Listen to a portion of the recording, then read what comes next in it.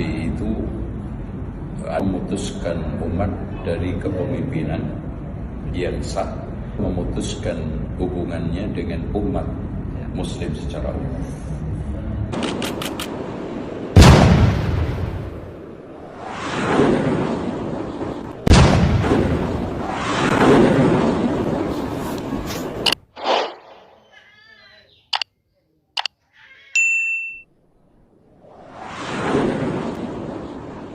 Lembaga Dakwah Islam Indonesia (LDII) dan Negara Islam Indonesia (NII) adalah dua kelompok yang mengatasnamakan diri sebagai kelompok Islam, namun keduanya telah melakukan distorsi terhadap ajaran Islam. Mereka telah melakukan pemutarbalikan fakta aturan-aturan sehingga terjadi banyak penyimpangan ajaran Islam. Sungguh sebuah musibah besar, karena distorsi yang dilakukan oleh kedua kelompok ini, sangat fatal dan negatif, karena segala bentuk pemutarbalikan fakta dan aturan itu, ditujukan untuk memperoleh keuntungan pribadi pemimpin atau amirnya, keluarga dan kroni-kroninya. Dari berbagai bukti dan persaksian para mantan pengikut kedua kelompok ini, semuanya membenarkan adanya banyak penyimpangan ajaran dan amalan, baik di dalam Al-Zaitun maupun di lingkup LDII yang merupakan kamuflase dari Islam Jamaah, sebuah kelompok sesat, yang telah dibekukan Kejaksaan Agung Republik Indonesia, di tahun 1971. Kedua kelompok ini, menyalahgunakan dalil-dalil Al-Quran dan As-Sunnah, untuk membujuk pengikut-pengikutnya, agar menyetor berbagai bentuk pungutan dana, yang dilabeli infak, sodaqoh atau pembelaan. Dalil-dalil yang digunakan adalah penggalan atau potongan-potongan dari ayat-ayat Al-Quran atau hadits yang tidak disampaikan secara komprehensif. Penyimpangan yang paling fatal LDI itu memutuskan umat dari kepemimpinan yang sah, memutuskan hubungannya dengan umat Muslim secara umum. Ya. Nah, kepemimpin ini pengelabuan ke umat pembodohan, ya, dia selalu main pengelabuan dan juga kelicikan bahwa dia itu tidak begini begitu, tetapi sebetulnya dia itu adalah khawarij lokal yang kita lihat dia itu memutuskan dari hubungannya dengan pemerintah yang dia itu tinggal, dan ini adalah berbahaya. Dalam berbagai kesaksian, baik dari media massa, maupun kesaksian orang-orang yang pernah terjebak menjadi anggota kelompok berakidah takfir ini menyebutkan, bahwa motif utama dari kelompok ini yang sebenarnya bukan perjuangan Islam, tetapi, mereka ingin mengeruk keuntungan yang bersifat ekonomi, material, dan pribadi. Saat 1 Muharram, banyak orang berbondong-bondong orang datang ke Al-Zaitun untuk bersedekah. Apa yang disedekahkan? Uang. Kemana uang disedekahkan? Karena kita bersedekah saat itu ke masjid. Masjid belum jadi. Asumsi orang awam yang ingin bersedekah untuk jariah pasti ke masjid. Bermiliaran saat itu saya dengar gitu. Nah, perkara uangnya dijadikan ke masjid atau menjadi biaya operasional itu saya nggak bisa jawab.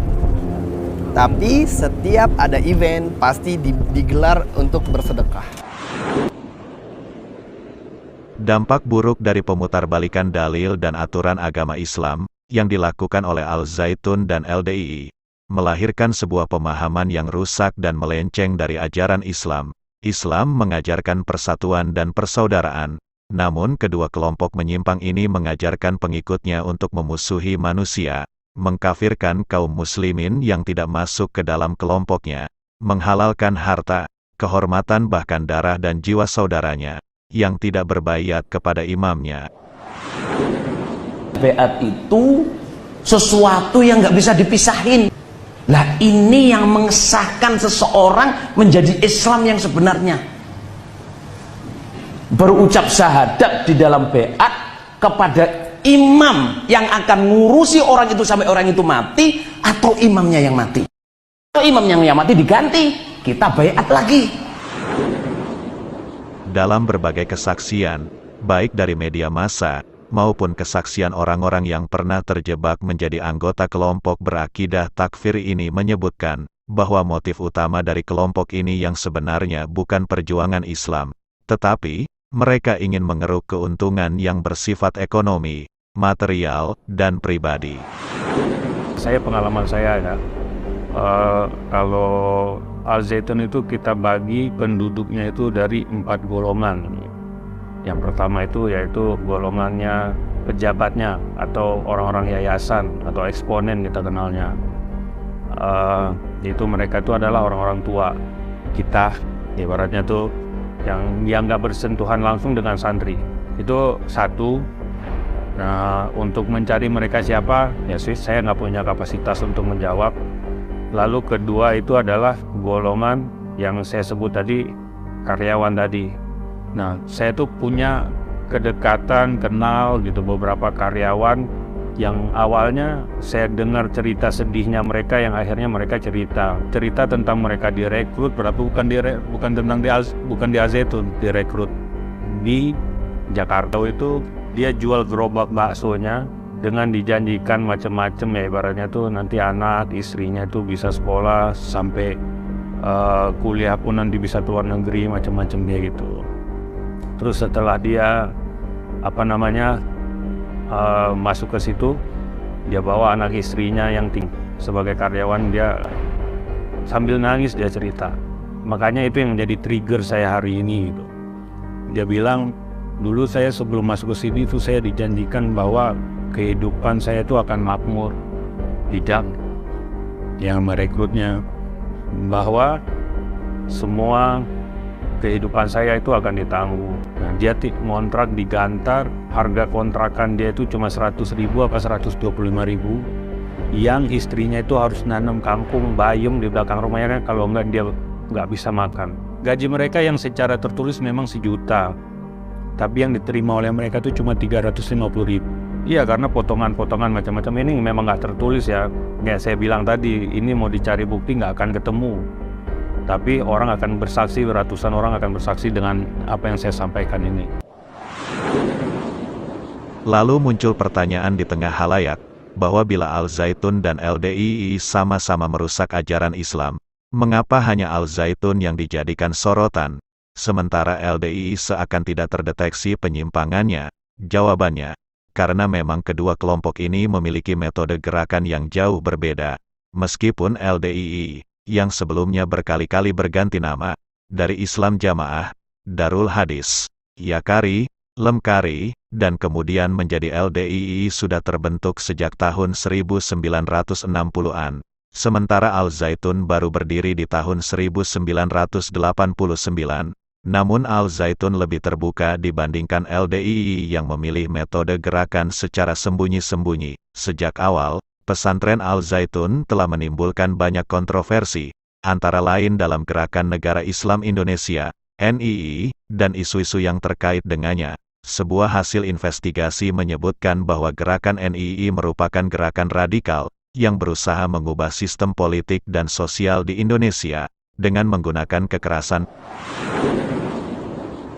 Pesantren Al Zaitun yang sejak lama telah diduga sebagai salah satu pusat gerakan NII, yang mengajarkan ideologi yang radikal dan berbahaya bagi keutuhan Negara Kesatuan Republik Indonesia, terbukti dengan sejumlah fakta-fakta dan bukti hasil penelitian, ditambah pula dengan kesaksian sejumlah mantan pengikutnya, diperkuat dengan metode pengajaran pesantren pimpinan Panji Gumilang yang cukup terbuka melalui media sosial, berbeda dengan metode gerakan yang dilakukan oleh Lembaga Dakwah Islam Indonesia, LDII, yang tertutup dan menghindari penggunaan media sosial. Selain bergerak secara sembunyi-sembunyi, LDII juga memiliki sistem takiyah yang sangat rapi, dengan istilah Fatonah Bitonah Budi Luhur, sebuah gerakan tipu daya, mirip bunglon, untuk mengelabui seluruh manusia. Sekarang ini jamaah sudah tingkatannya ya sudah menasional ya, jadi ya dari tingkatan kementerian, dari tingkatan ketua MUI, tingkatan kiai-kiai, ya itu sudah di situ ya sudah mengetahui semua bahwa jamaah LDI itu sudah diketahui lah. Maka di dalam jamaah perlu orang yang bisa menggambui, yang bisa mendekati dengan cara fatonah, bitonah, budi luhur. Walaupun tidak diomong di sana, wah dia ini dipatonai, ini dibetonai, dibuduluhuri, tidak usah begitu. Praktek saja untuk kelancaran jamaah setempat. Untuk kelancaran jamaah setempat diusahakan di situ ada orang yang bisa menggambui, yang bisa fatonah, bitonah, budi luhur. Sekali lagi kita jelaskan bahwa Al Zaitun dan LDII adalah dua saudara kembar, yang sama-sama mengeruk keuntungan duniawi dengan cara merusak Islam, serta memecah belah umat. Tetapi keduanya memiliki metode gerakan yang berbeda. Selama ini Pondok Al Zaitun dengan bangunan pondoknya yang sangat besar dan mewah, terkenal pula dengan sejumlah kasusnya yang kontroversial, seperti diisukan dekat dengan kelompok Islam radikal, isu pelecehan seksual, praktek ibadah yang menyalahi aturan Islam. Avenu shalom alehem, avenu shalom alehem, avenu shalom alehem. Ini sebentar lagi khotib Jumat pelajar putri. Terlepas Departemen Agama mau marah juga enggak apa-apa. Jangan sampai putri muslim ini terbelenggu jadi budak dalam morality. Sholat saja dipakai tabir. Najis amat ini perempuan. Ada ke depan dikomentari, najis amat itu perempuan. Nah, sholat berjarak-jarak, baca Quran saja. Kalau baca Quran ketemu. Surat berapa itu coba? Ya ayyuhalladzina amanu idza qila lakum tafassahu fil majalisi fafsahu yafsahillahu alaikum. Kan tafassah, bukan berapat-rapat. Semuanya ditampilkan dengan sangat terbuka di media sosial, sehingga menimbulkan keresahan di tengah masyarakat, yang menilai bahwa pondok yang didirikan oleh Abdussalam Rashidi Panji Gumilang pada tahun 1989 itu jelas berada di atas jalan yang menyimpang. Berbeda dengan aliran Islam Jamaah atau Lembaga Dakwah Islam Indonesia (LDII), yang selama ini metode dan strategi dakwahnya tertutup dan menghindari penggunaan media sosial. Puluhan tahun mereka menyembunyikan ajaran dan amalannya yang menyimpang itu, dan seiring dengan perjalanan waktu yang mengantarkan kita pada era keterbukaan seperti saat ini, ketika banyak pengakuan yang dilakukan oleh para mantan aktivis LDII, dan memviralkan kesesatan dan penyimpangannya. Maka secara perlahan-lahan, publik semakin mengetahui, bahwa dugaan penyimpangan yang selama ini tersembunyi di dalam LDII, ternyata benar-benar ada dan nyata. Itu adalah hasil dari persaksian para mantan aktivis LDII, yang hijrah dan keluar setelah menyadari banyaknya penyimpangan yang terjadi di LDII selama ini. Justru dengan pagar-pagar yang telah dilakukan itu, malah banyak yang hijrah. Karena orang itu mikir, kenapa awalnya ulama-ulama lulusan dari Mekah kok malah dikeluarkan. Itu mikir, loh gitu loh, sing waras. Sing waras. Karena saya sendiri juga pernah gak waras gitu loh. 57 tahun saya. Bapak saya juga penerobos pusat. Saya dilahirkan di dalam Islam Jamaah. Di dalam Batok itu 57 tahun. Dan terakhir dakwaan saya juga penerobos pusat. Ini tukang melekoto wong Islam Jamaah. Astagfirullahaladzim, mohon maaf bapak-bapak ibu yang ada di Islam Jamaah. Semua nasihat saya yang dulu banyak kesesatan. Saya cabut.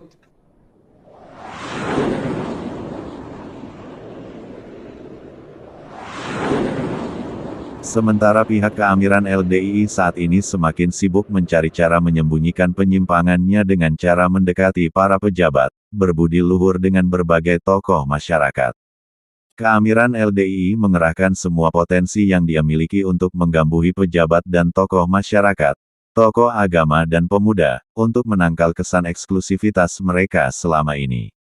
Tetapi sampai kapan upaya mereka untuk terus sembunyi itu berhasil? Bila selama ini, masyarakat hanya mendapatkan isu liar yang menyatakan bahwa LDII mengkafirkan orang yang berada di luar kelompoknya, atau surga hanya menjadi milik anggota LDII, dan orang lain yang tidak masuk LDII tempatnya di neraka, yang dengan mudah ditangkal oleh pembesar LDII bahwa itu semua hanyalah isu semata. Maka saat ini, upaya menangkal isi liar itu hanya akan sia-sia. Karena semua orang sudah mengetahui apa dan bagaimana LDII itu yang sesungguhnya. LDII sama dengan Al-Zaitun. Hanya saja Al-Zaitun dengan jiwa kesatria, lebih gentleman berdiri tegak menunjukkan jati dirinya, sementara LDII memilih melancarkan operasinya dengan bersembunyi di balik topeng organisasinya. Berpura-pura baik, namun sesungguhnya berniat jahat. Semoga pemerintah segera membubarkan kelompok-kelompok pemecah belah umat ini, kelompok-kelompok yang mengancam keutuhan berbangsa dan bernegara. Amin. Sekian celotehan.